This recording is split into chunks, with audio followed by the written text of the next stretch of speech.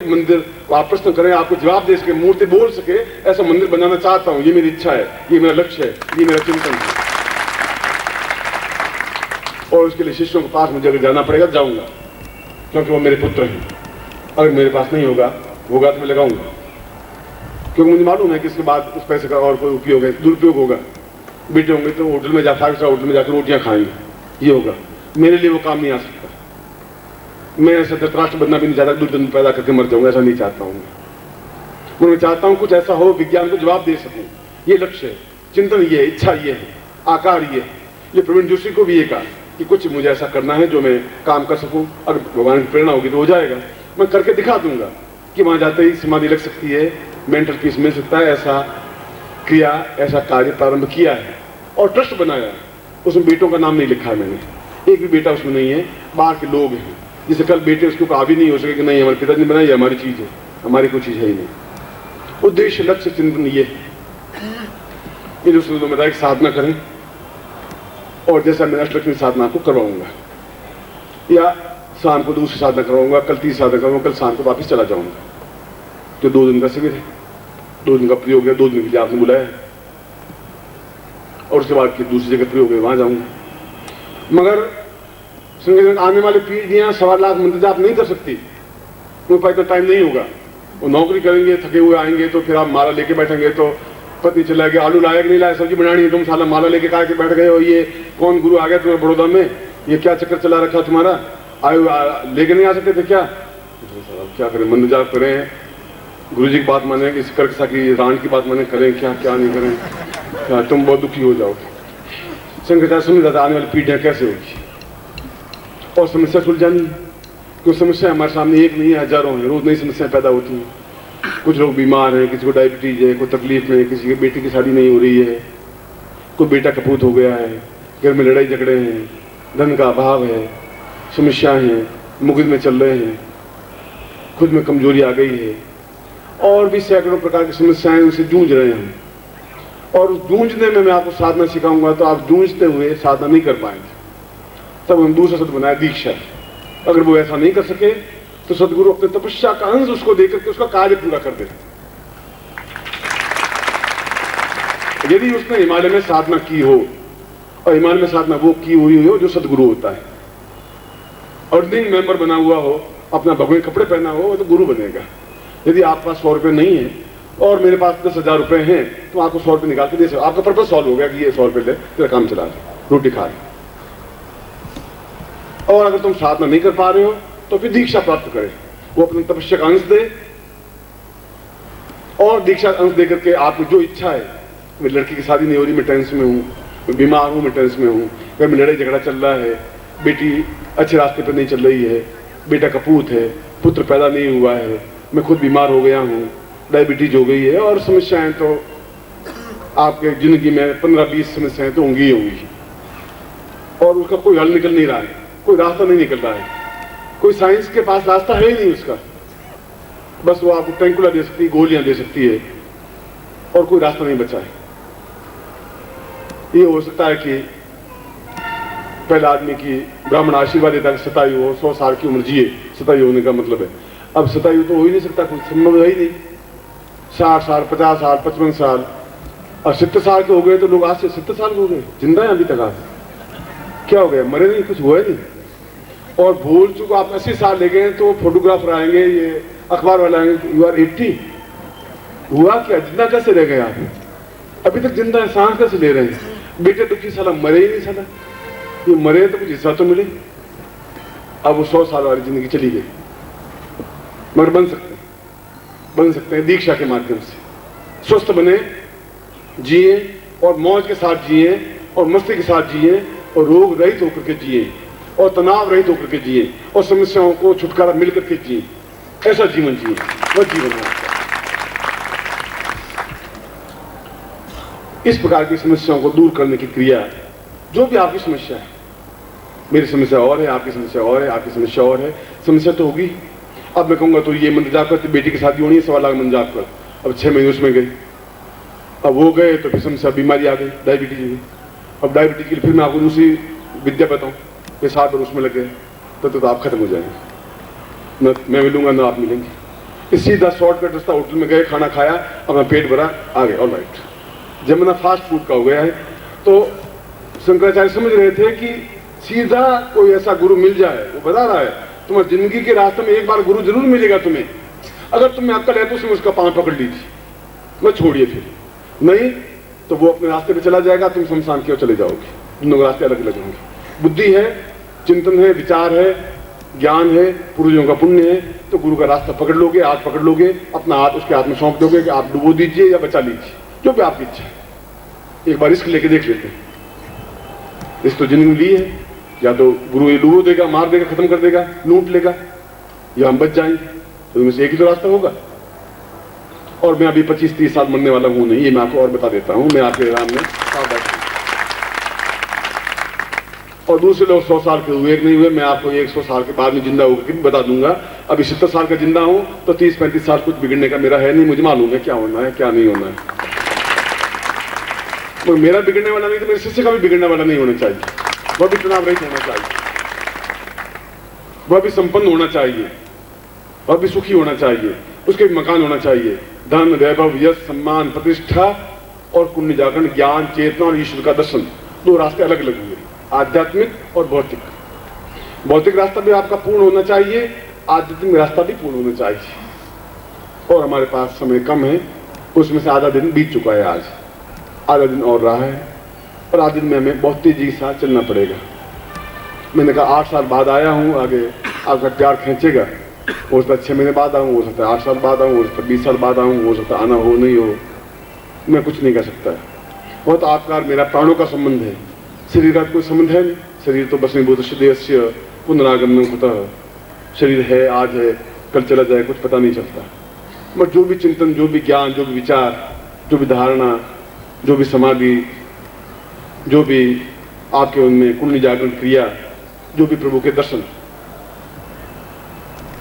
ये एक भौतिक साधन पक्ष है, आध्यात्मिक पक्ष है। एक तरफ धन है, वैभव है, पत्नी है, पुत्र है, बंधु है, बांधव है, ऐश्वर्य है, संपन्नता है, श्रेष्ठता है, विदेश गमन है और जीवन की सारी इच्छाओं की पूर्ति है। दोनों पक्षों का समन्वय होना चाहिए, एक पक्ष से आदमी सब कुछ नहीं बन सकता है। दोनों पक्ष बराबर लेवल पे चलने चाहिए। एक पक्ष में अंधा होकर दौड़ने से कोई फायदा नहीं होगा, इसलिए मैं साधना भी करवाऊंगा और मैं शक्तिपात के माध्यम से, दीक्षा के माध्यम से आपकी समस्याओं का समाधान भी करूंगा। दोनों रास्तों के लिए आपको खुला छोड़ूंगा। अब जितना आपको प्राप्त करना है उतना आप प्राप्त कर सकते हैं। और मैंने आपको पहले बता दिया कि आपका ये चिंतन आ सकता है कि फिर आप साधना करते हैं तो आप पैसा क्यों लेते हैं, तो आ सकता है क्योंकि हमारी बुद्धि एक वैश्या है।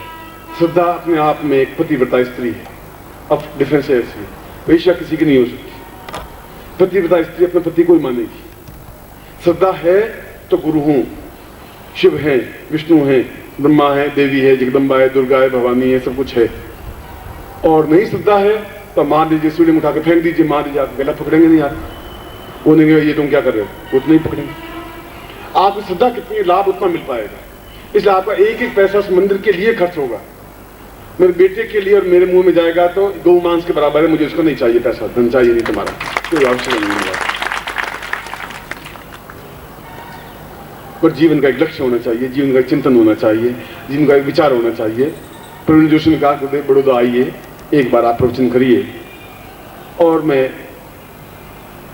भारतवर्ष में नहीं जा पा रहा हूँ, नहीं जाता हूँ, केवल उद्देश्य इतना ही है कि ग्रंथ लेखन करूं, जो ज्ञान है, जो चेतना हिमालय से प्राप्त की है, उच्च कोटि के योगियों से प्राप्त की है, मैं पुस्तकों में उतारूं और जब तक भगवान ने सांस दिए लूं, और जो कुछ ज्ञान है वह कैसेट के माध्यम से, पुस्तकों के माध्यम से देकर के भगवान के चरणों में लीन हो जाऊं। ये जीवन का उद्देश्य है। और अंतिम क्षण तक अपने शिष्यों का उपयोग कर सकूं, उपकार कर सकूं, सहयोग दे सकूं, उनको पूर्णता दे सकूं, साधना दे सकूं, शक्तिपात दे सकूं, दीक्षा दे सकूं और उनकी इच्छाओं की पूर्ति कर सकूं, भौतिक और आध्यात्मिक दोनों पक्षों में।